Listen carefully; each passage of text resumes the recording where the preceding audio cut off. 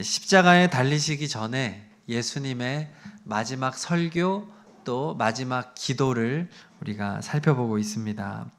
원래 시간상으로 보면 겟세마네 동산에서 기도가 마지막 기도입니다. 그런데 요한복음은 의도적으로 겟세마네 동산의 기도를 생략하고 그 바로 직전, 아마 다락방에서 성만찬을 하고 그 자리에서 설교하고 이렇게 기도하신 것이 아닌가 추정을 하는 그 기도를 요한복음에 기록하고 있습니다.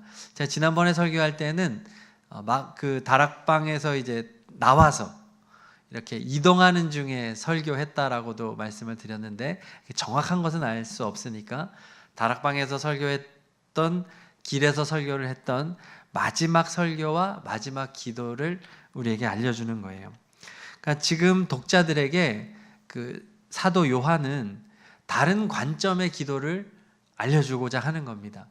지금 요한복음은 가장 마지막에 쓰여진 성경 그 사복음서예요. 이미 마태, 마가, 누가복음이 쓰여져 있었고 요한도 그 내용을 알고 있었습니다. 그때 요한이 보니까 마태, 마가, 누가복음의 예수님의 마지막 기도는 겟세마네 동산에서의 아주 그 슬픔과 고뇌에 가득 찬 인간적인 기도를 했단 말이죠. 하나님 아버지, 이 잔을 내게서 옮겨지게 해주세요. 너무 고통스럽습니다. 땀방울이 핏방울이 되도록 기도했던 예수님의 모습을 묘사를 하니까 요한은 다른 측면을 얘기해야 되겠다라고 성령의 감동 속에서 이제 요한복음을 기록한 거죠. 즉 다른 세 개 복음서가 예수님의 인성을 강조한 마지막 기도였다고 한다면 지금 요한복음의 기도는 예수님의 신성을 강조하는 기도가 됩니다. 예수님이 하나님으로서 기도하는 겁니다.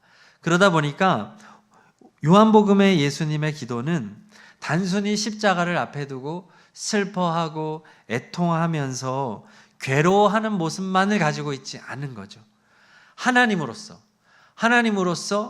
영광스러운 죽음을 소망하고 있는 겁니다.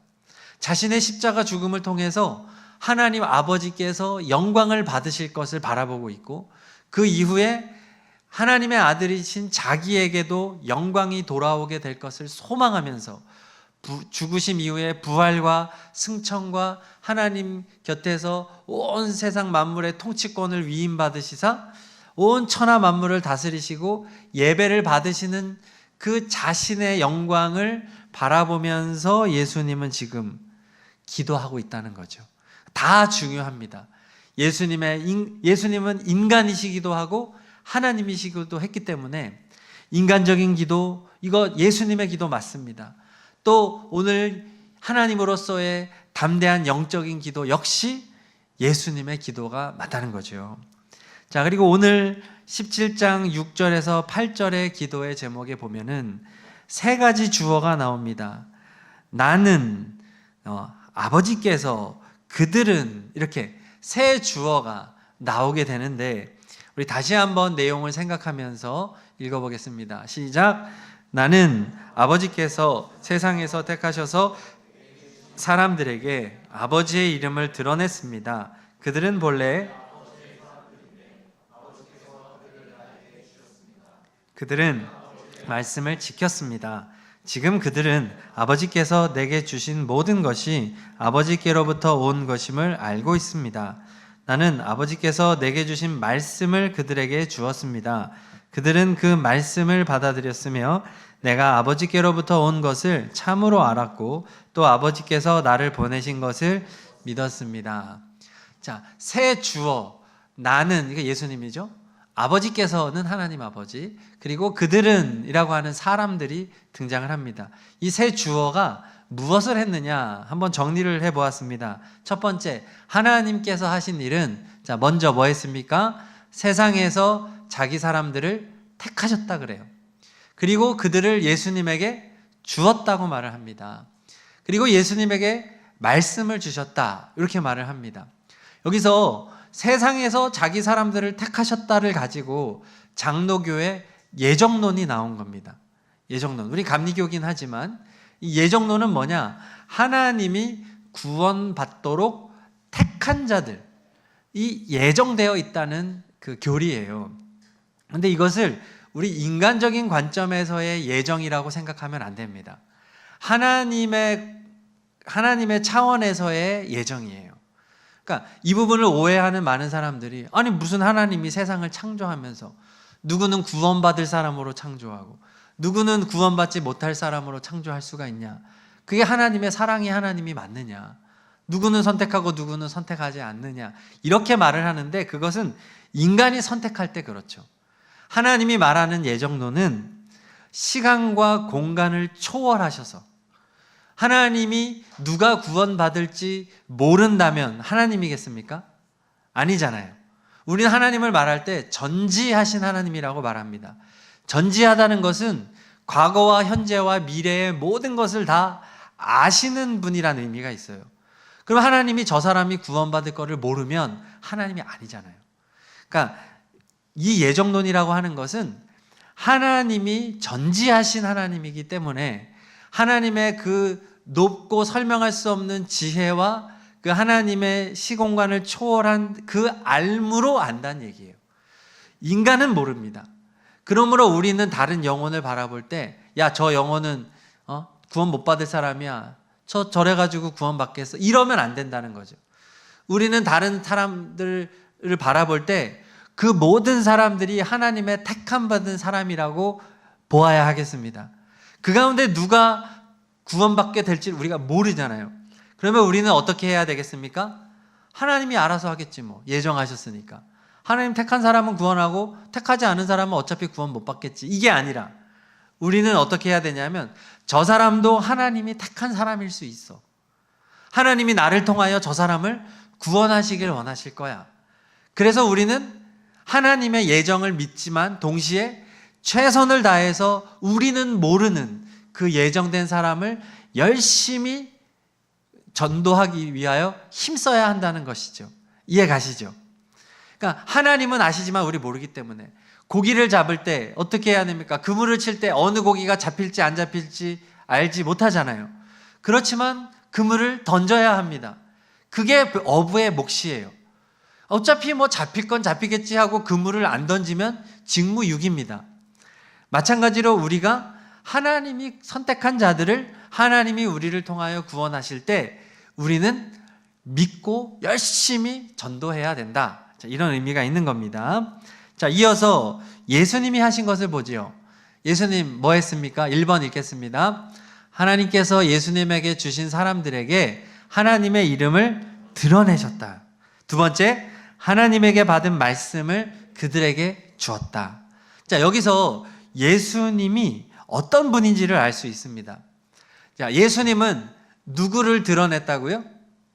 하나님, 이 하나님은 성부 하나님을 말하는 겁니다. 예수님의 관심은 자기 자신이 아니라고 하는 거예요. 예수님이 드러내고자 하는 것은 아버지였다. 예수님은 우리에게 하나님 아버지를 보여주는 분입니다. 하나님 아버지가 어떤 분이냐? 사랑이라는 거예요. 하나님 아버지는 낮아지는 분이라는 거예요. 하나님 아버지는 병자를 고쳐주시는 분이라는 거예요. 하나님 아버지는 우리의 죄를 용서하시고 영원한 생명을 주시는 분이시라는 것을 보여주는 분이 예수님이었다는 겁니다. 자기가 아니라는 거예요. 자기 말씀을 하지 않습니다. 예수님은 누구의 말을 했다고요? 이번에 하나님에게 받은 말씀을 했다는 거예요. 예수님은 이 세상에서 하신 모든 말이 다 하나님께 받아서 한 말씀이었다. 예수님은 정말이지 아버지를 사랑하는 효자였던 것입니다. 저는 우리 교회 이름이 진짜 좋은 이름이라고 생각합니다. 효자교회. 우리가 여기가 효자 3동이거든요. 효자동의 교회라는 의미도 있지만 우리 교회의 진짜 가치는 효자이신 예수님의 교회라는 의미가 저는 무조건 넘버원이라고 생각합니다. 여러분, 효자이신 예수님의 교회를 다니시는 여러분 축복합니다. 너무 자랑스러워 우리 효자교회. 예수님은 효자 중에 효자예요. 이런 효자가 어디 있습니까? 아버지에게 전적으로 순종해서 아버지가 인간이 돼. 우리로 치면 너 개가 돼 이거예요. 내가 너에게 주는 말만 해. 너 가서 죽어. 예수님은 다 내 아버지. 이런 효자가 어디 있어요? 아버지가 시키니까 죽었잖아요. 예수님 정말 효자예요. 자, 그리고 하나님께서 택하신 사람들이 한 일을 한번 보겠습니다. 자, 첫 번째 같이 읽겠습니다. 하나님의 소유였다가 예수님의 소유가 됐습니다. 왜냐하면 하나님이 예수님에게 줬다 그랬잖아요. 2번 시작. 예수님의 말씀을 받았고 그 말씀을 받아들였다고 말을 합니다. 선택받은 자들은 예수님이 전해다 준 말씀을 받아들였던 거예요. 근데 그 내용이 뭐냐? 3번 시작. 말씀을 통해서 예수님이 하나님 아버지께로부터 온 것을 참으로 알게 됐고, 말씀을 통해서 하나님께서 예수님을 보내셨다는 것을 믿었다는 거예요. 자, 여기서 하나님의 관심사를 알 수 있습니다. 예수님은 하나님을 사랑하고 오직 하나님을 보여주고 드러내고 높이고 순종했던 효자였어요. 그 하나님은 어떤 분이냐? 아들을 함부로 다루면서 너 죽어, 너 인간이 돼, 그러면서 십자가에 달려 죽이는 폭력적이고 무자비한 아버지였냐? 아니라는 거예요. 결과적으로 하나님 아버지는 어떻게 하셨습니까? 자기의 소유된 백성, 사람들을 누구에게 줬다는 거예요? 아들에게 줬다는 거예요.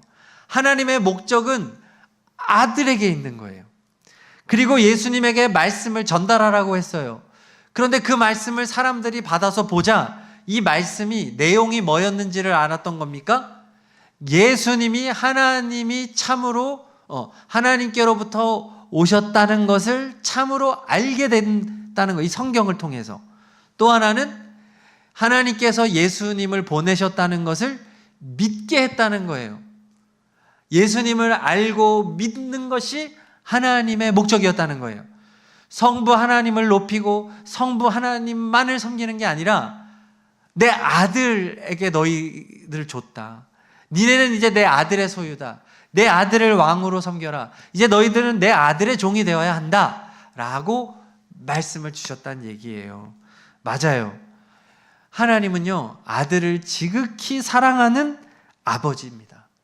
그 아들의 그 아버지예요. 아버지를 지극히 사랑한 예수님과 아들을 지극히 사랑한 하나님의 이야기가 바로 성경인 거예요. 그러면 십자가는 뭐냐? 과정인 거예요. 십자가의 고난은 이 목표를 달성하기 위한 통과 의례인 거예요. 십자가만 보면 무자비하죠. 말도 안 되는 고통입니다. 십자가에서 당한 예수님의 고통은 우리가 상상할 수도 없고 감히 체험할 수 없습니다. 예수님만이 마실 수 있는 고통의 잔이에요. 그렇지만 십자가 이후에 하나님께서 하시는 모든 일을 보건대 하나님은 예수님을 지극히 사랑하셨구나. 그것을 알 수 있는 겁니다. 아들을 위해서 잠깐의 고통을 허락하신 거예요. 그 고통은 굉장히 너무나도 극심한 고통이었지만 그 고통 이후에 하나님이 아들에게 안겨주신 것은 모두였다고 하는 사실이죠. 자, 성경 전체의 메시지가 이것입니다. 아들을 지극히 사랑하는 아버지의 이야기, 그리고 아버지를 지극히 사랑한 아들의 이야기, 그리고 그 사이에서 특별히 선택을 받은 하나님의 백성들의 이야기.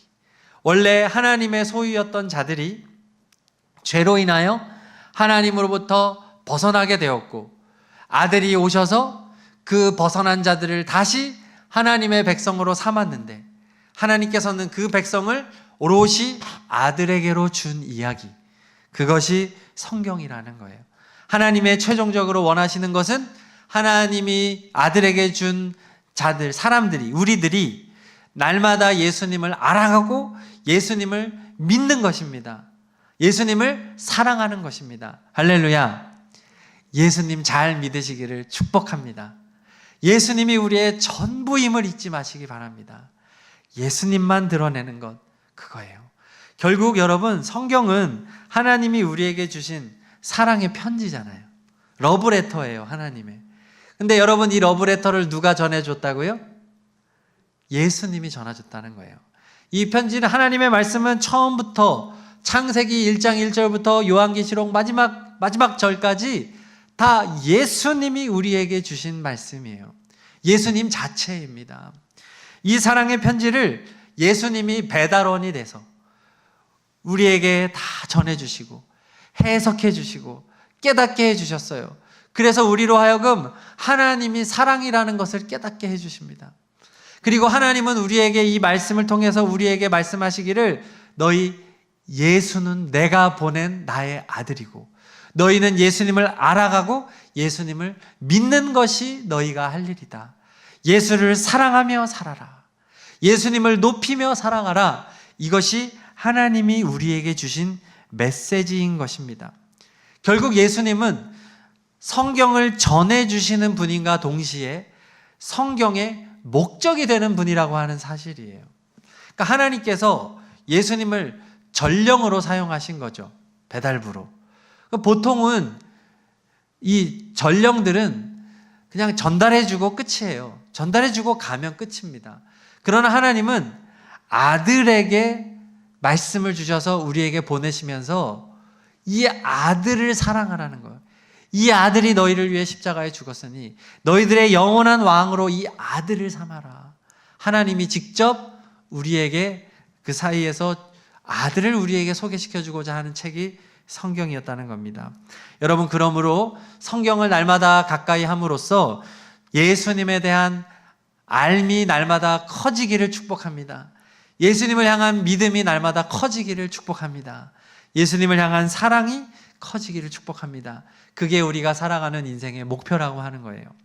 돌아오는 목요일은 성탄절입니다. 예수님의 탄생을 기념하는 날이지요.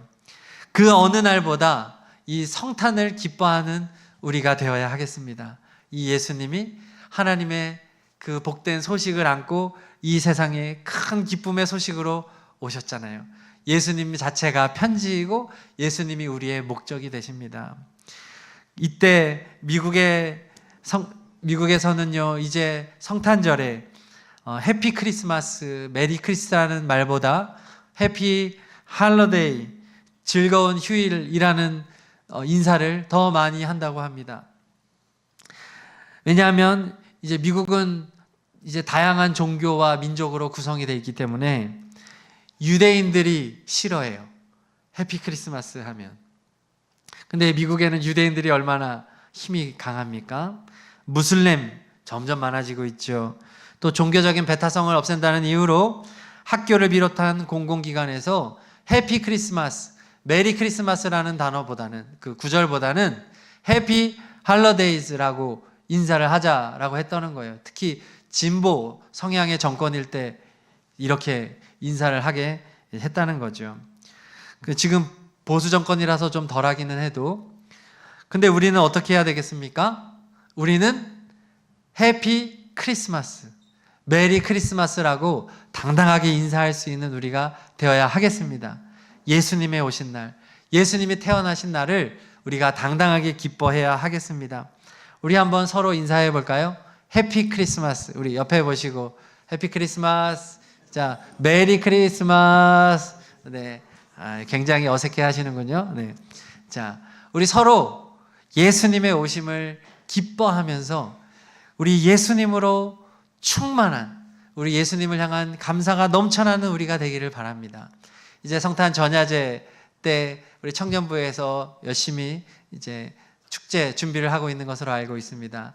여러분, 형식적으로 하지 마시고 예수님 앞에서 공연하시기를 축복합니다. 주님 앞에 재롱 떠는 거예요.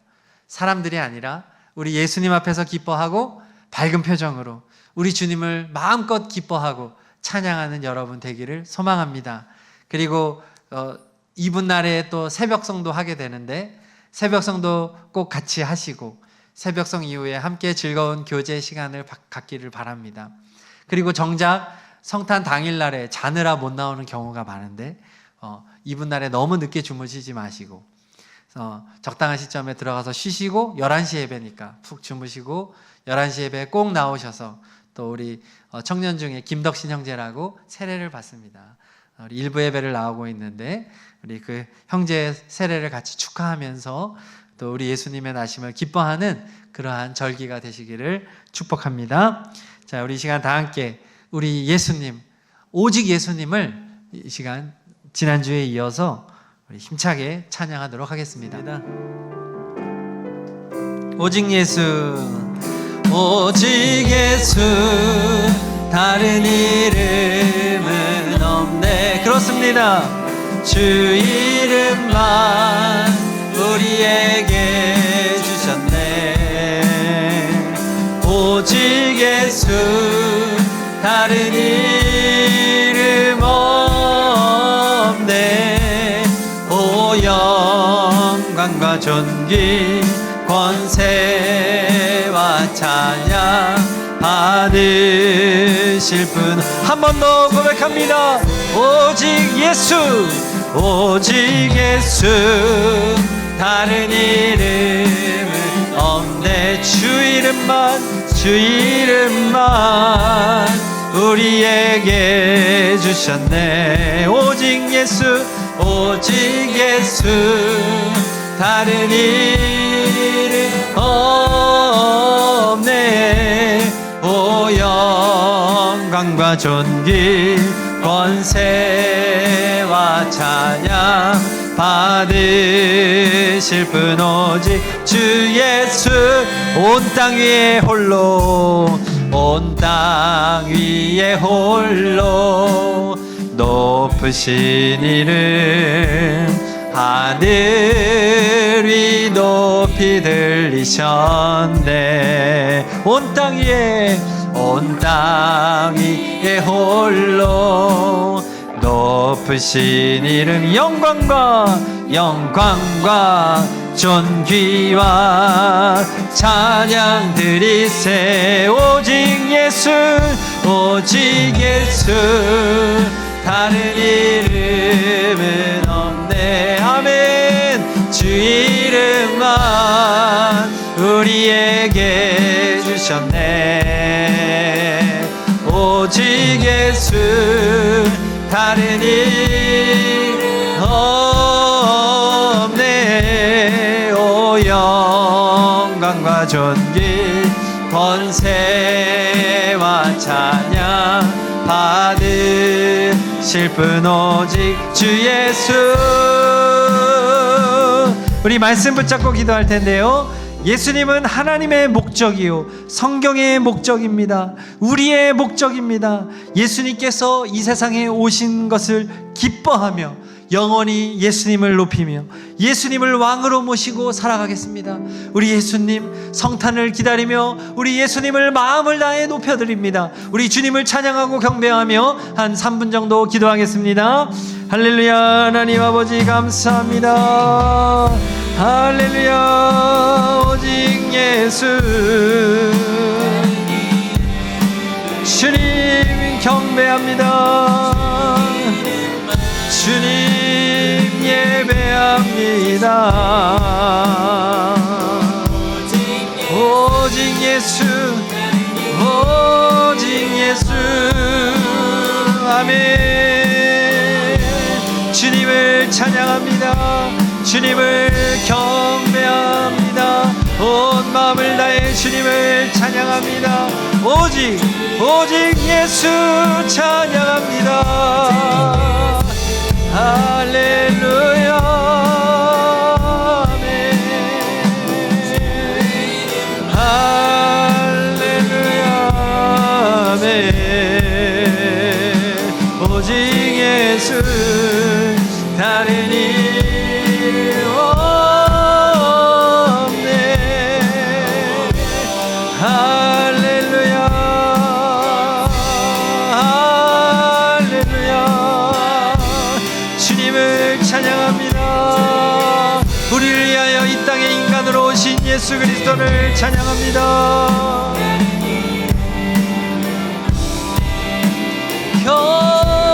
경배합니다. 아멘.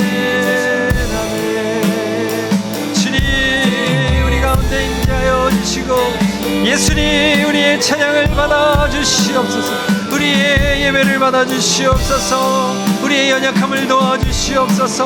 온 마음을 다하여 주님을 경배하고 찬양하며 주님 앞에 서는 우리가 되게 하여 주시옵소서. 우리 청년들의 마음을 모아 주님을 바라보며 기도하며 주님께로 나아가는 우리들이 되기를 소망합니다. 주여